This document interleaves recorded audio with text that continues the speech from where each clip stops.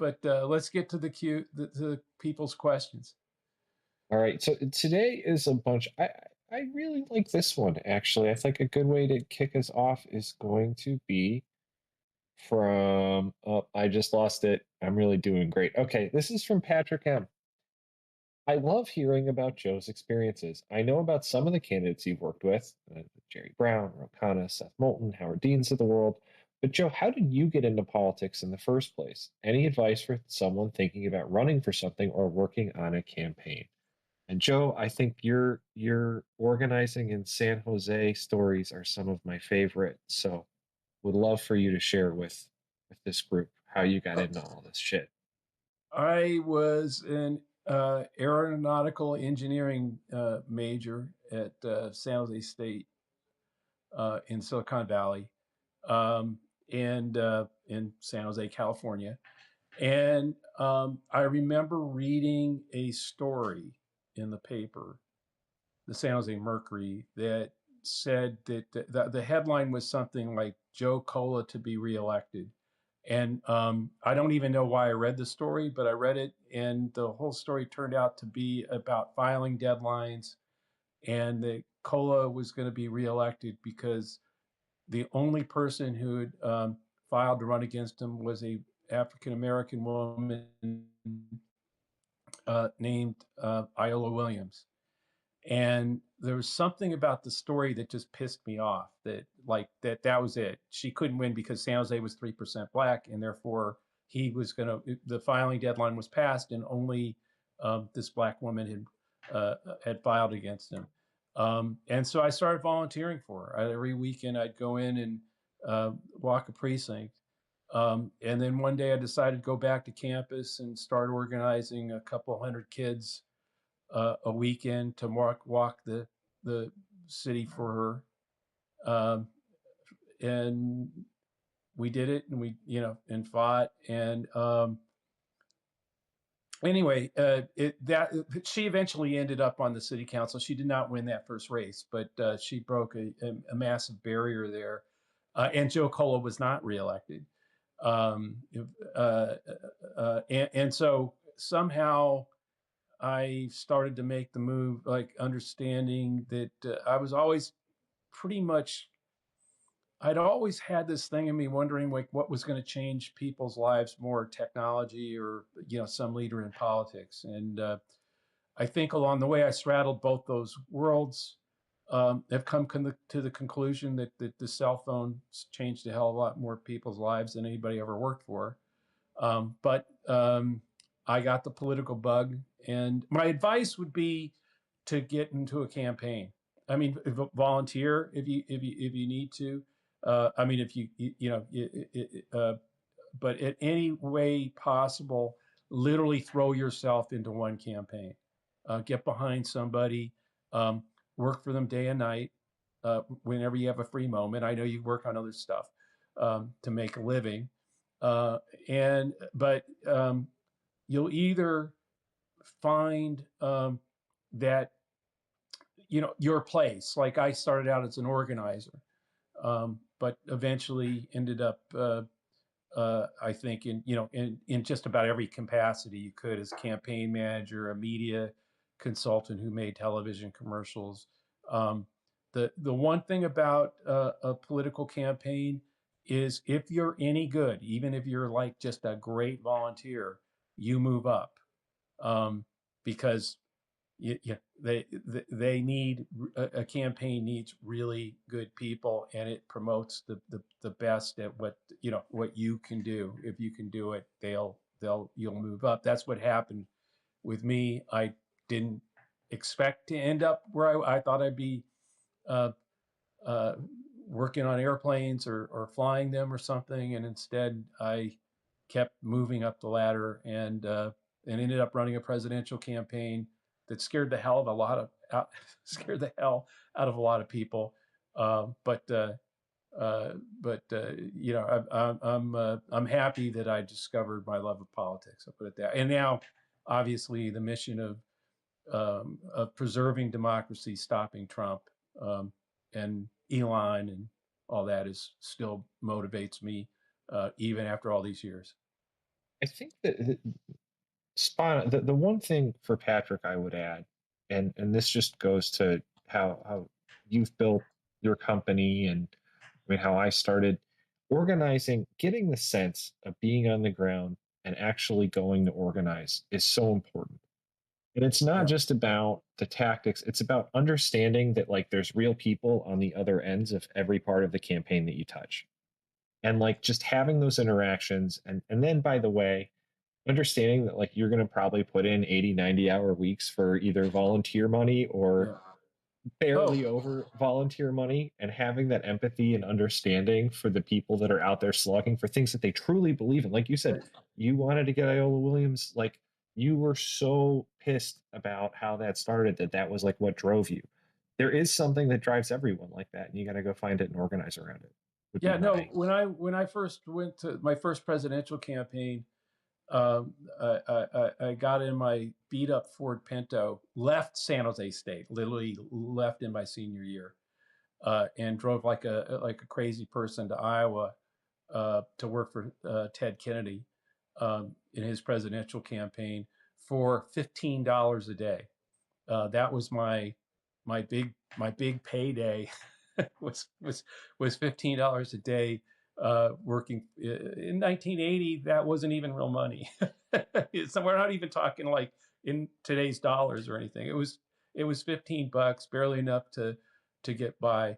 Um, and But again, that led to working for Vice President Mondale. That led to running the Dean campaign, and hell, from Ron Wyden's victory in Oregon for the U.S. Senate.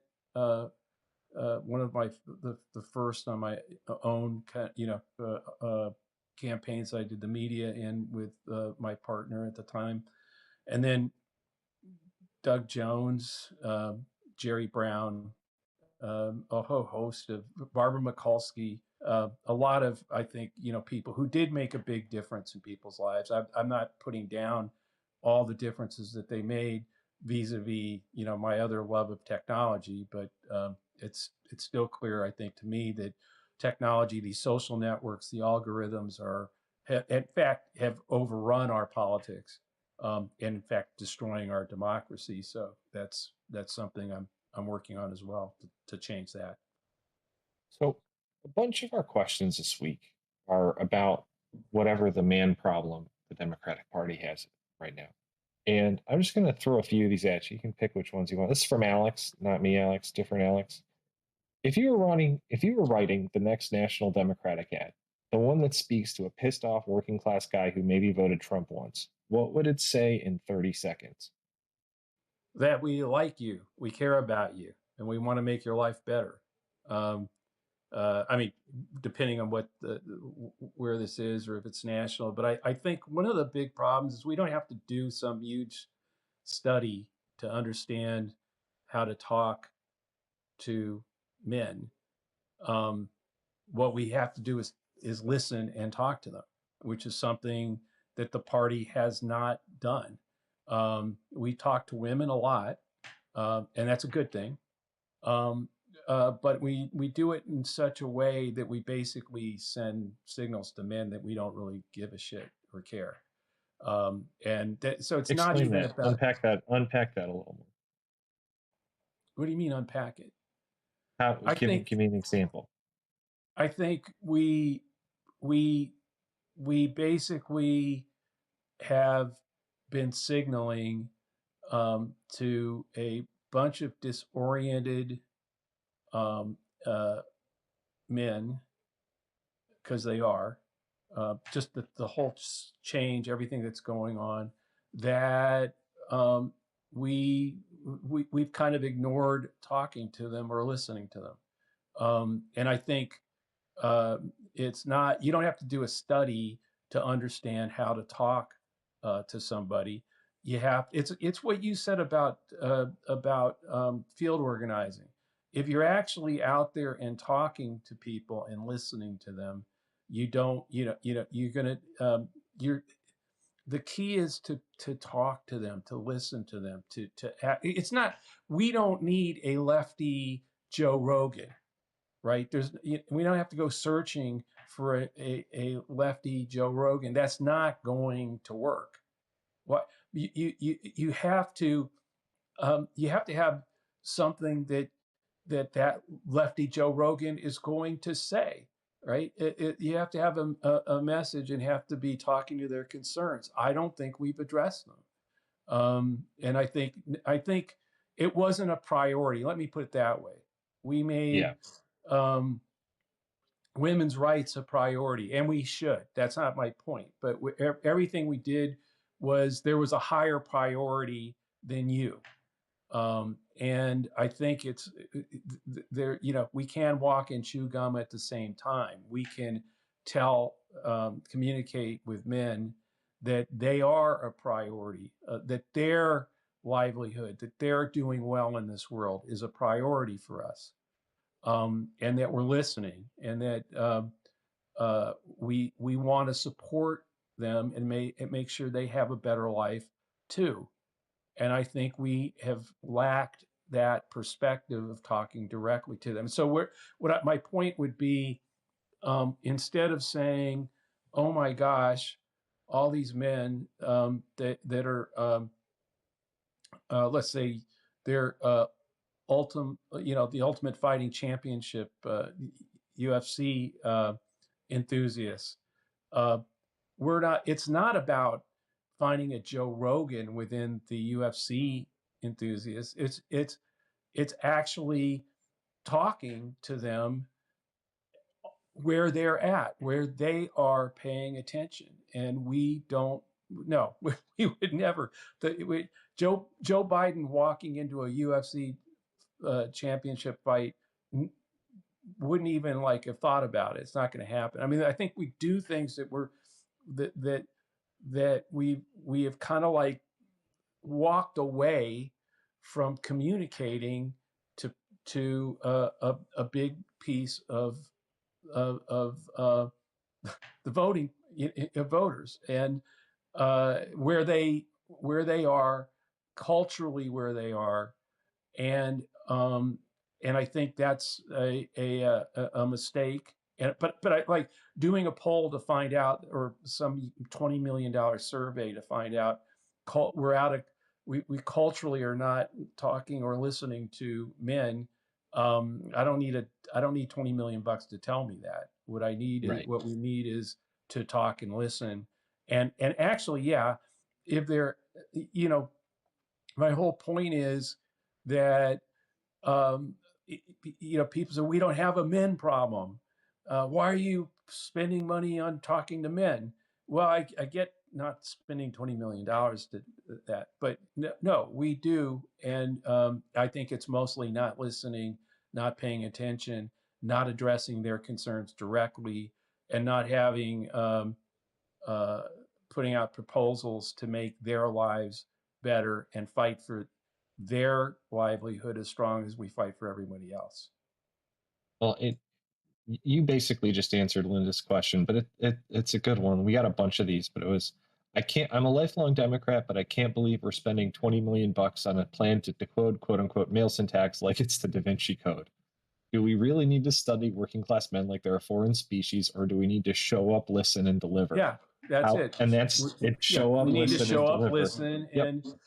and show our concern, and basically say we care about you, and we make the effort.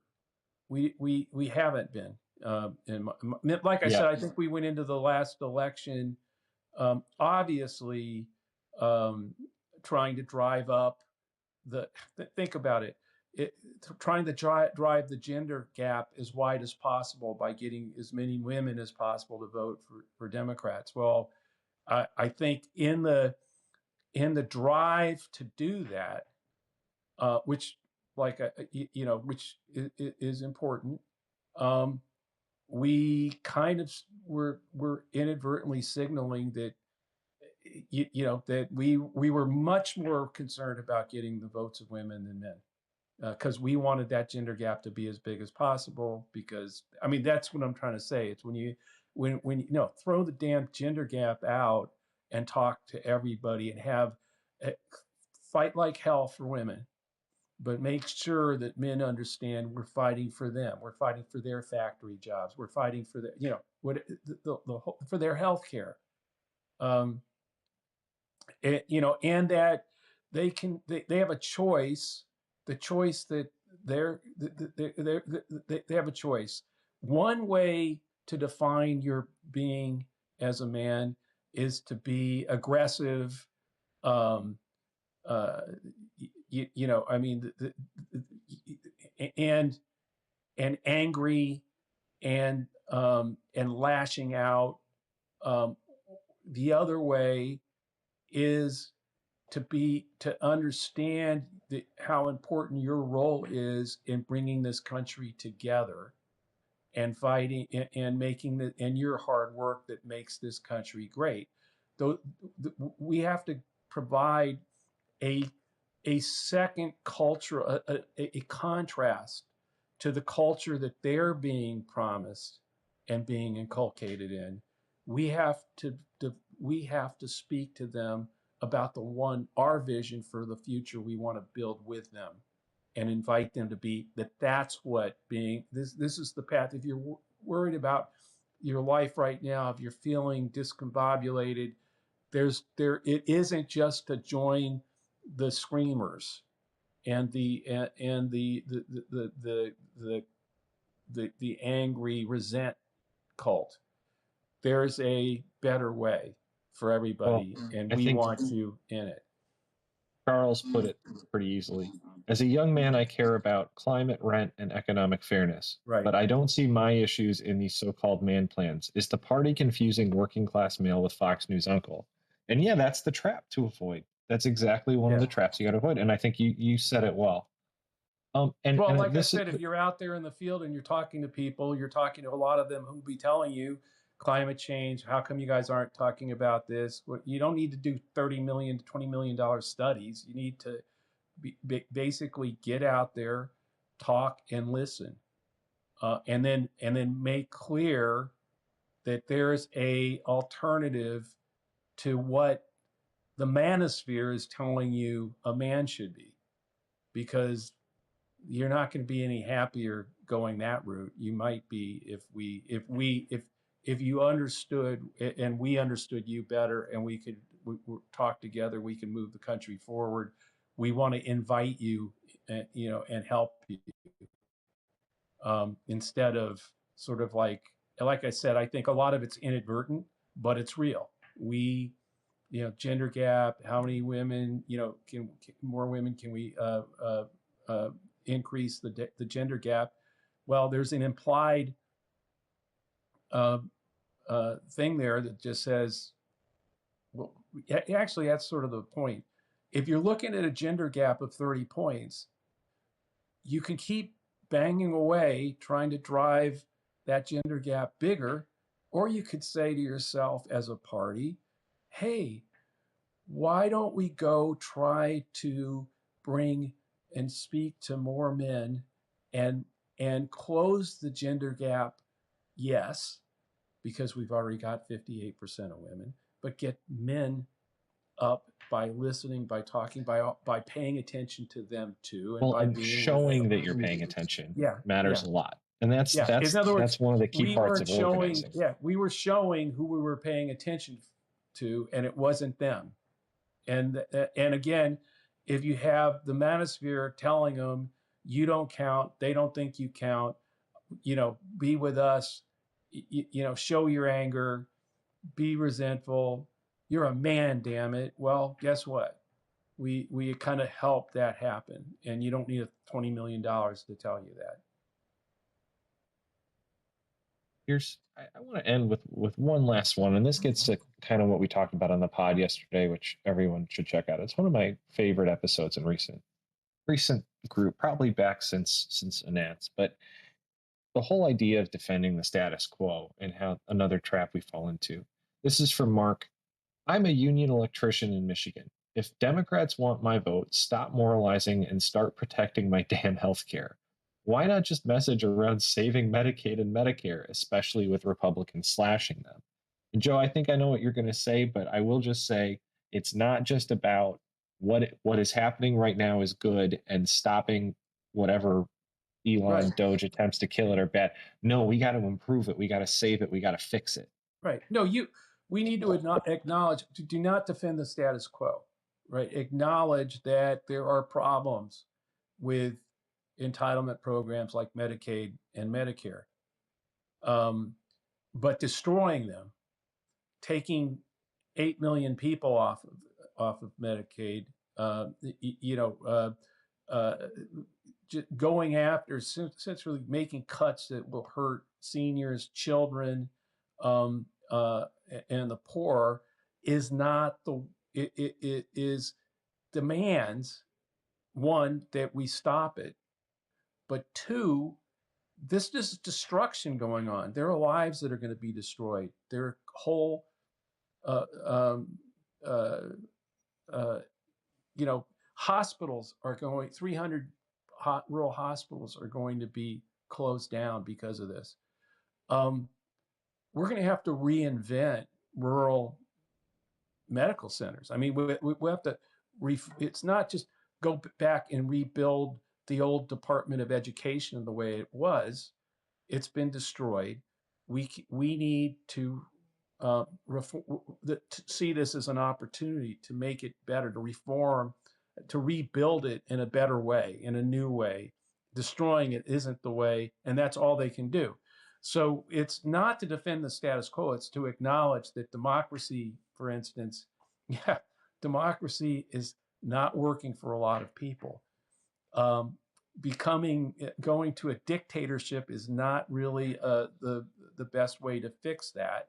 We need to reinvent it, make it and reorient it towards making a difference for all the people that have failed, that it's failed. Um, but destroying democracy and turning it into Putinism on our soil, where it's all a fiefdom for one man who drains the rest of us for his own embellishment, is not the way to go. We're here. We've got, we know it's not perfect, and it never has been, but we need to move forward together in a way and understand now the opportunity to reorient it, to reform, to reinvent all that's been destroyed by Trump. Joe, I think that's a pretty good place to wrap today. Where should we send people to get more from us?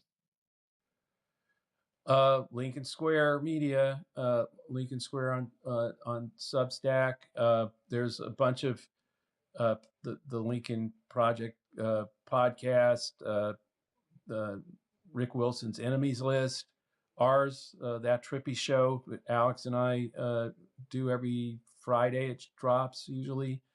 And we've got a couple of Substack, that Trippy's Take Substack, if you want to get more of this kind of read on things. We're starting that up, Alex and I, a little bit. But no, go to Lincoln Square Media. There's plenty of really good, not just shows, but great writing. And I think a lot. But the one thing I do think, and I keep saying this, find one more friend, one more coworker, one more family member. Get them to understand the threat that's happening right now, and to join. And that can be by simply telling them, "Hey, go check out this. The Lincoln Square. Um, uh, Join us on sezus.com. Says, excuse me, sez.us. Gosh, blew that.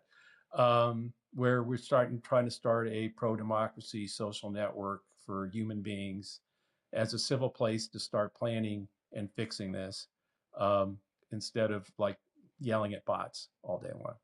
So there's plenty of places to go. Thanks for being with us. We'll be back probably next week around the same time, usually noon on Friday. We may be on another day next week, but no matter what, we'll be on Friday at around noon. Thanks, everybody. Thanks, everybody. Thanks, Joe. See you guys.